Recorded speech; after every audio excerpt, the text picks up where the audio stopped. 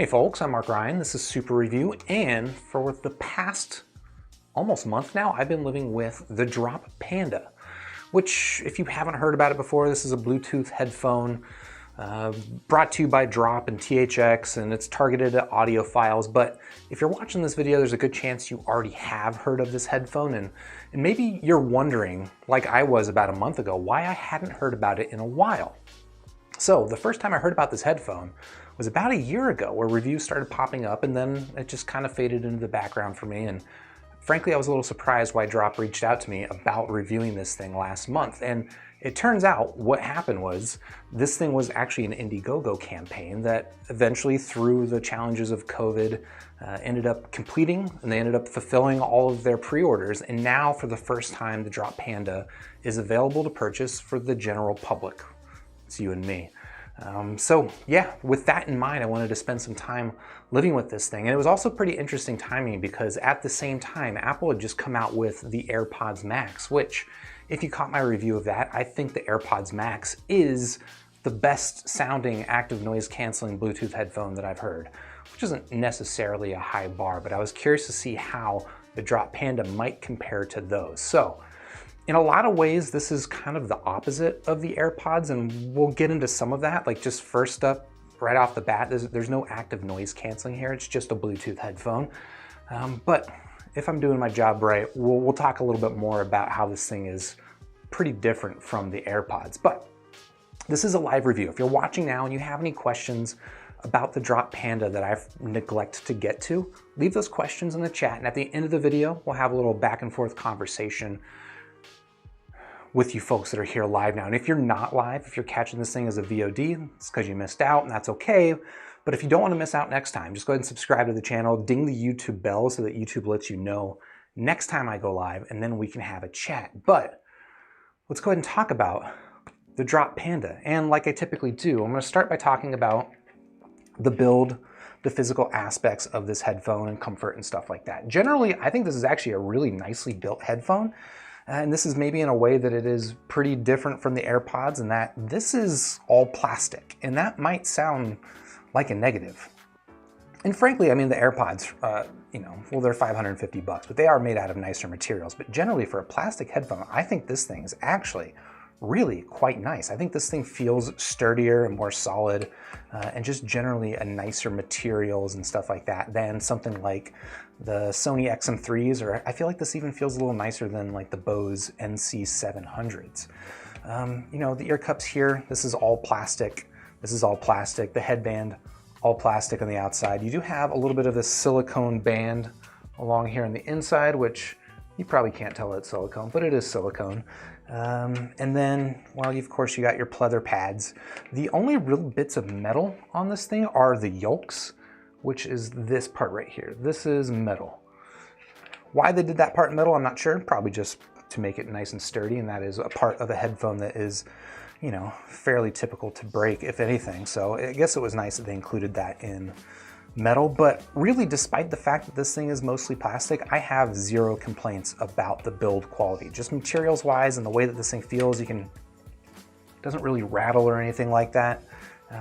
It's just really well put together. The adjustment mechanism, let's punch in real quick here. It's got these nice solid clicks, which is what I like. It holds itself in place. I don't really have any issues with this thing coming out of place and losing its size for my head, which frankly is pretty important to me. And then the pads, I mentioned real quickly that they are pleather, but we'll punch in and just kind of show them off. They are a little bit on the small side, maybe about the same size as like the Sony XM3 pads, but it is an over-ear fitting headphone, but they're not as big as something like the Sennheiser, HD600 pads, or Hytham and Sundaras or something like that. But personally, I didn't have any issues with my ear fitting inside this cup. And then maybe one other thing that I guess we'll get into talking about the comfort, but one thing I was going to point out is that in the inside of the cup here, the cup is actually, like the driver inside is covered with a padded material. So my ears do not touch the inside of this the way that I wear it, but in the event that your ears do touch it, at least you're going to be touching, a relatively soft material inside, which is just nice. And then maybe one last kind of indicator of the general build quality, again, despite the fact that this thing is plastic, is this hinge mechanism is really nice. It seems to be a little bit spring-loaded, which just makes it feel a little bit nice. But then also you can see here, I'm trying to show this on camera, it's pretty tiny. There is this little rubber stopper so that when the ear cup kind of reaches the end of its travel, it lands nicely. And that's how you avoid, you know, any unnecessary clackiness. But yeah, that's the general build quality material. So now let's talk a little bit about the comfort. And generally, I would say that comfort on this is okay. I didn't have any strong problems with it, but there are some things worth knowing about it. So for starters, it's a little bit of a clampy headphone, but that didn't bother me too much. But it is worth knowing that it is a clampy headphone that's going to hold itself on your head fairly strongly. For me, the bigger issue that I had was actually with this headband, and I don't know if you can see that. It's just kind of got this very wide shape to it, which if you've got a wide head, I feel like that's probably going to be a good thing, right? It's going to leave plenty of room for this thing to stretch out and fit a wide head. But for me, with my narrow pointy head, I end up with kind of a hot spot just along the center of this headband. So, I mean, Drop kind of made a big deal about doubling the padding that they had on sort of the initial units of this the Drop Panda. Okay, I accept that maybe they increased the padding, but I don't think that the amount of padding here is the issue. The issue for me is much more just that my head hits it in one spot rather than distributing its weight sort of either on, you know, two spots or along the perimeter of this headband. For me, it was not a big deal, but when I'm wearing this thing for like over an hour or so, that hot spot tends to start to stand out. All right, anything else that I wanted to talk about the build and the fit? I mean, I guess it's also worth calling out that this is a relatively heavy headphone. It's a little bit lighter than the Apple AirPods Max, but not much. And so, like, you've probably seen a lot of people talking about how heavy the AirPods Max are. This is basically just as heavy. But again, with the AirPods Max, I personally did not have an issue with the weight. So I guess your mileage is going to vary with that sort of thing, but I don't know. Maybe it just means that it's not really a running headphone. Although again, I don't run with headphones. That seems like a bad idea. But yeah, that is, let's see, that is the build and the fit of this headphone. I'm gonna check my notes real quick, make sure I'm not missing anything. I mean, look, if you're looking for the absolutely most comfortable Bluetooth headphone, I still think the Sony XM3s, the Sony XM4s are gonna fit that bill. They're very lightweight and their clamp is not very hard. They are, I think, just build quality materials wise, a big step behind the Drop Panda. But I guess that's the kind of trade-off that you make for feeling nice, right? The other things I'll talk about the build real quickly is just the I/O on the Drop Panda. We'll go around the bottom of this thing. I mean, it is a nice clean look, which I totally appreciate, but it's very simple. So here you've got your 3.5 millimeter line in, and they do supply a 3.5 millimeter connector. So if you want to use this as a wired headphone, you can. You've got USB-C for charging, and you have this one lone control interface. This is the only control on the entire headphone, is this little sort of joystick nipple thing. And I love the simplicity of it, and generally it functions pretty well. Like, you just press and hold it to turn it on and off, you click it up and down to change the volume, and you click it left and right to skip tracks. My only minor complaint, and this is a fairly minor complaint, is that the directional left, right, up, down difference is not necessarily super obvious when you have this thing on your head, right? When I've got this on my head and I'm reaching around the back over here, there have been occasions where I meant to skip tracks, but instead I changed the volume. Not a super big deal for me, but I don't know. Drop, if you're looking for ways to improve on the all-in-one control nipple, that would be something to look at, is just make that action a little bit more obvious and deliberate. Okay, so now let's talk a little bit about the functionality of this headphone before we get into the sound. Like I mentioned, it's a Bluetooth headphone. There's no active noise canceling or anything like that, but it does actually do a surprisingly good job at sound isolation.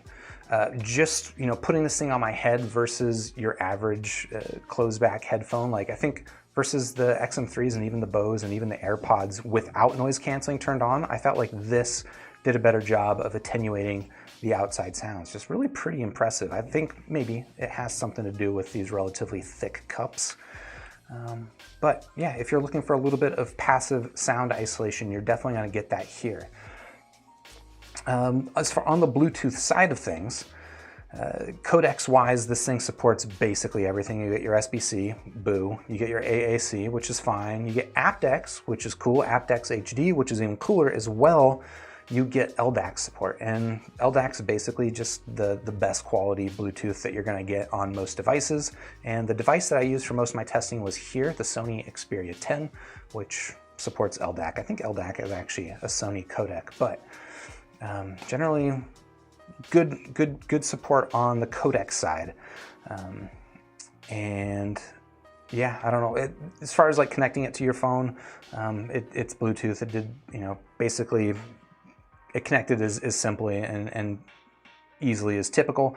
One thing worth calling out is that this does support multi-point connection, so it's not as slick as something like the AirPods where you can fairly easily bounce between different devices, but you can pair it to multiple devices. I had it paired to, again, the Xperia as well as my MacBook, and it would be connected to both of them at the same time. And multi-point's always kind of clunky, but if I stopped playing music on the Xperia and then started playing something on my MacBook, after about 10 or 15 seconds, it would eventually switch over the audio source to the MacBook, which is nice. I mean, it's about as well as anything else that does multi-point does. All right, battery life. They claim about 30 hours of battery life on this thing, which is pretty strong. Well, I don't know. I feel like 30 hours is actually pretty competitive.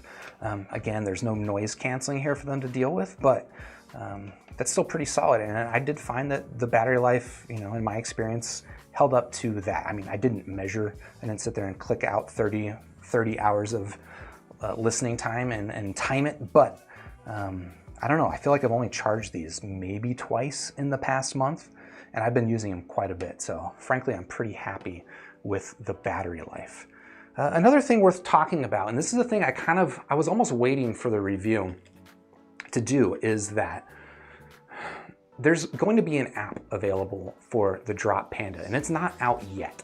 According to Drop, it was supposed to be out like potentially end of January, into February. Now it seems like that release date's got pushed back about a month. So I decided to not wait for that app to come out before reviewing this. But what's interesting about that app is that they're promising to have not just equalizer functionality, but parametric equalizer, PEQ, which is just, it's a fancy version of equalization that if you are into, making your headphones sound super neutral or making them sound exactly like Harman tune, there's a lot of PEQ sort of recipes out there for different headphones, including from Oratory 1990. Check them out.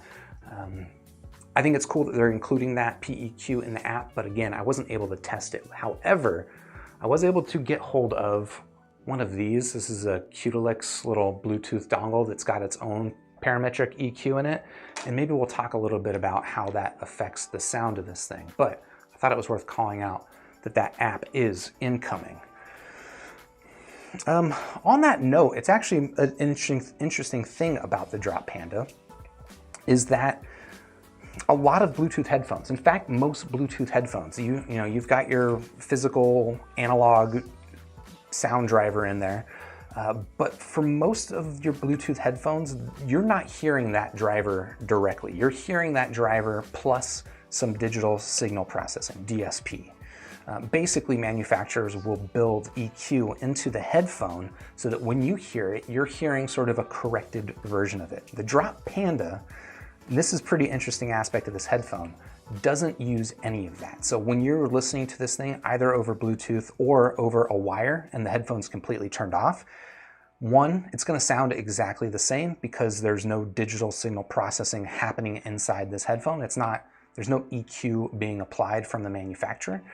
But two, well, okay, I don't know if I had a two really. It was just kind of the thought that like, you are actually hearing this driver. And I didn't really talk about it too much, or I don't think I mentioned it during the introduction, One of the interesting things about the Drop Panda is that the driver technology in here is not your typical. Most headphones use a dynamic driver. You know, your Sonys, your XM3, or your Sony XM3s, your Bose 700s, your Apple AirPods Max. Basically, almost every other Bluetooth headphone out there uses dynamic drivers. The Drop Panda, however, uses a magnetic or planar magnetic driver, what does that mean? It's just a different way of producing sound, and frankly, I don't know. There's certain things that dynamic drivers do better than planars and certain things that planars do better. I don't know that I would necessarily buy a headphone for its driver technology, but I thought it was an interesting point to call out there. And then also, I wanted to talk a little bit about the fact that this thing is co-branded with THX. So Drop makes a big deal that the amplifiers inside of this thing are THX AAA amplifiers or something like that. I looked into what exactly that means, and it seems like THX is just kind of a certification that gets applied to an amplifier. Kind of not too different from your high-res audio certification. So I don't know that THX is necessarily some sort of magic that they've baked into this headphone, but at least it shows that Drop is taking the amplification seriously. And that's important because when you're using a Bluetooth headphone like this, you are reliant on amplification that is built into the headphone. And if you've heard, any other Bluetooth, I don't want to say any other Bluetooth headphone, but a lot of other Bluetooth headphones, the amplifiers just have maybe, audible noise floor. You kind of hear some hiss when they're turned on, or they just might not do well when pushed loud. And I'm not going to say that you need a THX amplifier in your headphone to avoid those sorts of things, but given that they teamed up and went out of their way to get that certification, it shows that at least Drop was taking it seriously. And so I think that's going to go ahead and lead us into talking about the sound of this headphone. All right. And this is going to be a little bit controversial, but generally, I actually really like the sound of this headphone. But there are a lot of things about it that are not to, let's just say, not to my preferences. So, and maybe we can talk a little bit about how this thing is kind of the opposite of the AirPods. The AirPods Max, also not totally my favorite, a very warm tune, very bassy and trebly, almost like a U-shape or a nice way of saying a V-shaped headphone. The AirPods Max are just a very exciting, sort of bombastic sound. And the Panda is a very much more buttoned up, I think you could say this is a boring sounding headphone, but it can be good. It can be pretty good. The general tone on the Drop Panda, kind of similar to the AirPods Max, is a very, very warm tone. But I would call this, rather than the AirPods Max being kind of like a warm V, I would describe this as a warm neutral. There's not a ton of bass emphasis, but there's a little bit of emphasis in the upper bass. The lower mid-range itself also seems a little bit on the thick, kind of full side, and then the upper mid-range doesn't have much of that forwardness, or there's basically no forwardness in that upper mid-range. And sort of that combination of a thick lower mid-range and a pulled back upper mid-range just makes this generally a very warm, sort of thick sounding headphone. The treble region, I would say, is relatively neutral on this headphone. I don't think it's dark, but I also don't think you would ever mistakenly, or you'd ever mistake this for a bright headphone. It is just relatively neutral through the treble, but as we'll get into it, the treble actually might be my favorite part of this sound. So, yeah, that's the general tone. Kind of warm, neutral, a little bit on the boring side. So what do I like about it? Well, let's start with talking about the bass.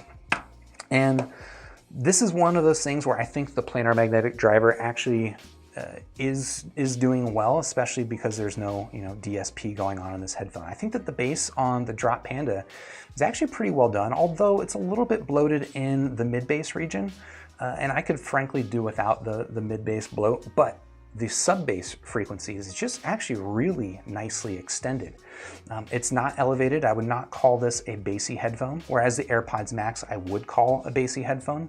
I think the Drop Panda is mostly neutral in the bass region, again, minus that mid-bass hump. But through the sub bass, it really is just really nice and clean and very well extended. It gives a nice texture and sort of a nice bed for the rest of the audio on top.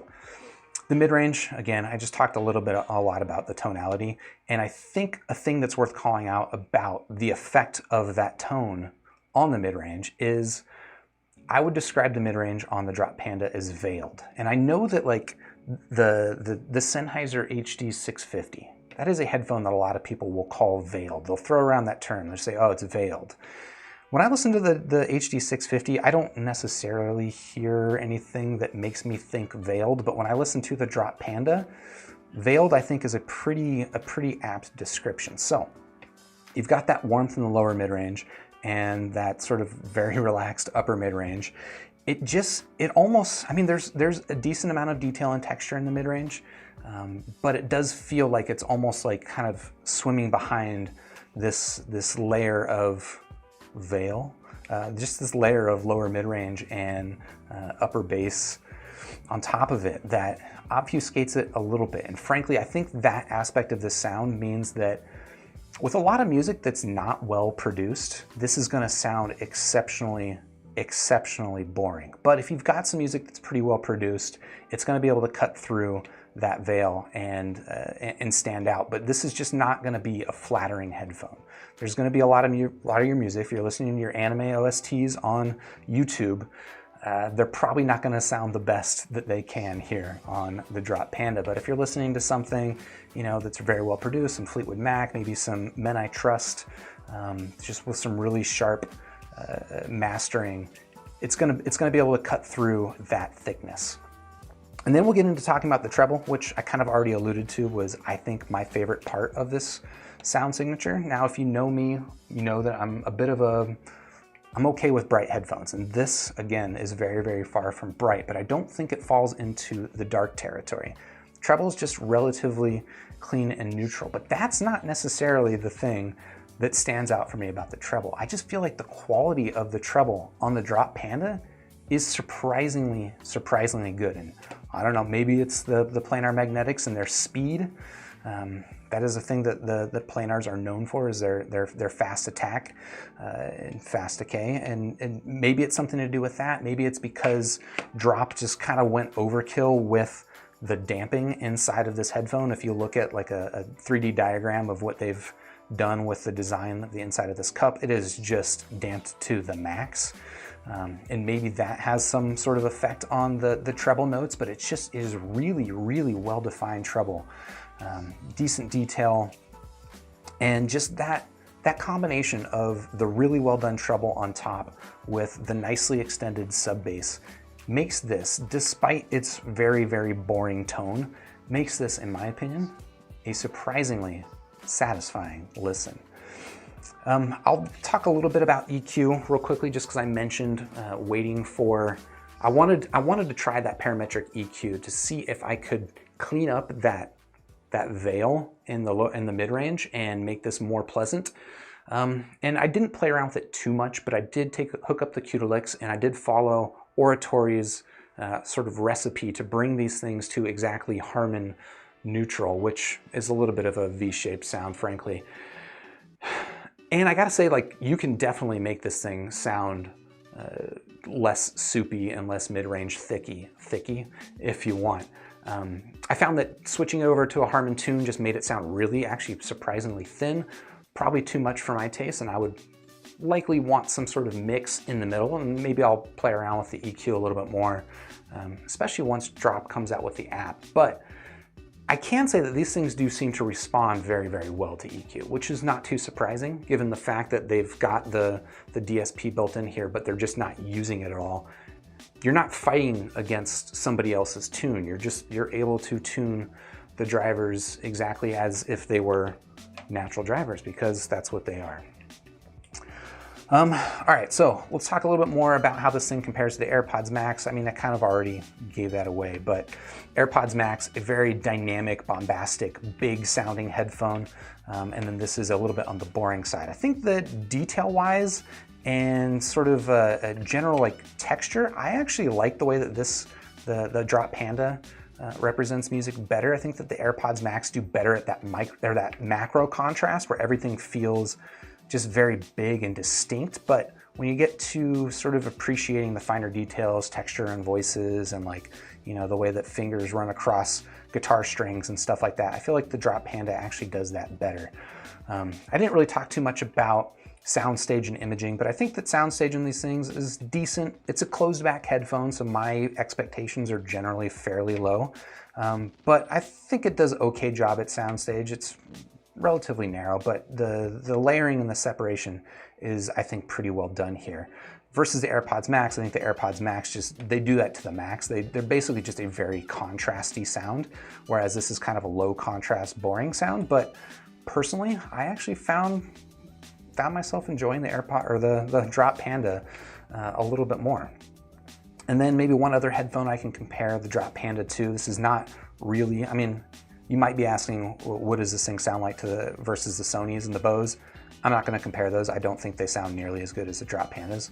But I will compare this to the AKG K371, the non-Bluetooth model, which is just a closed back headphone. It's cost around 150 bucks, so definitely cheaper than the Drop Panda. But again, it's not Bluetooth, and you're paying some premium there. But I think it's worth kind of just understanding, how do Bluetooth headphones in this price range, 400 bucks, compare to, you know, a non-Bluetooth headphone? And I think versus the K371, there's certain things the K371 does a lot better. I think tonally, the K371 is more to my liking.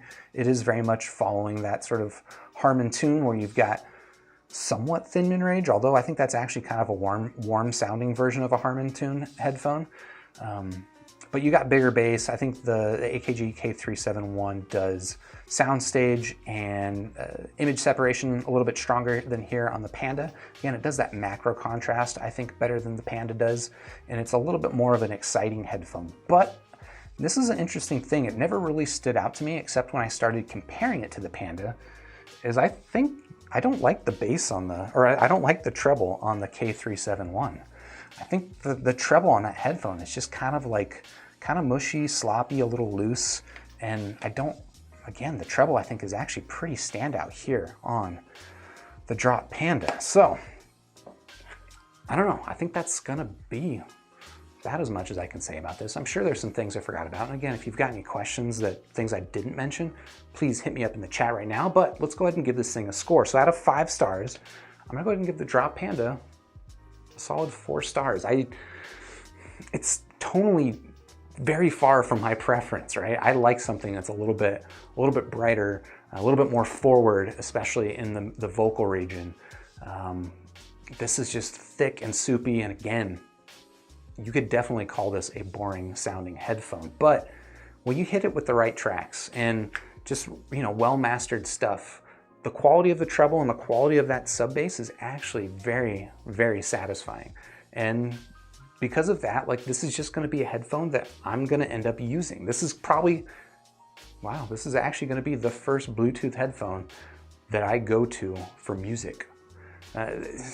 I mean, I could almost say the same thing about the Samsung Galaxy Buds Plus, except that their controls are a pain in the butt, so I never use them because of that. And I think that I don't really have any qualms here. Build quality-wise, this thing's very solid. Comfort, it's good enough for me. Aesthetics, I actually really like this headphone, and yeah, sound-wise, it's solid. Is it great? I don't know that it's a great sounding headphone, but I think it's pretty solid, and that's definitely more than I can say for most other Bluetooth headphones. Is it sound better than the AirPods Max? I think it's definitely less exciting than the AirPods Max, and I don't know. I think a lot of people would prefer the AirPods Max, but me personally, I actually prefer the sound here on the Drop Panda. So, if you're interested in checking out this headphone, of course, I've got a link in the description down below, and while you're down there, please hit the like button if you found this video helpful, subscribe to the channel, and if you're not already, ding the bell so that I can talk to you on the next live stream.